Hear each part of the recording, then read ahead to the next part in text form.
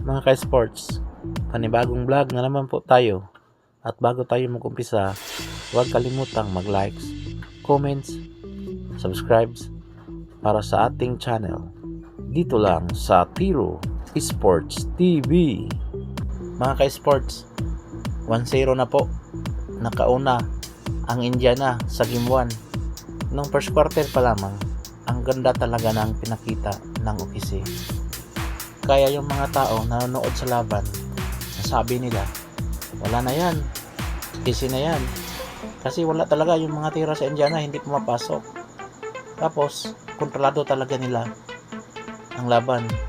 Hanggang pagdating ng second quarter, ganun pa rin, kontrolado nila, opensa, depensa, ganun pa rin.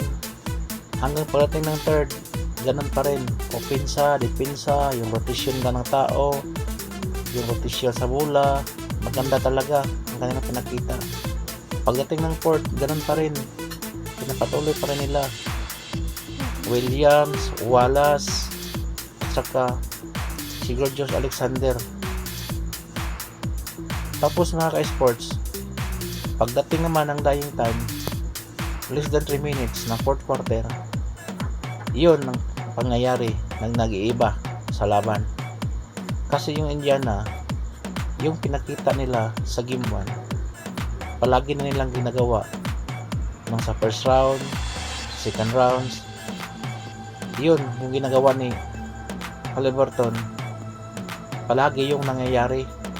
Kaya ang sabi nila, nanalo man ang Indiana, pero tinatawag na disgrasya daw.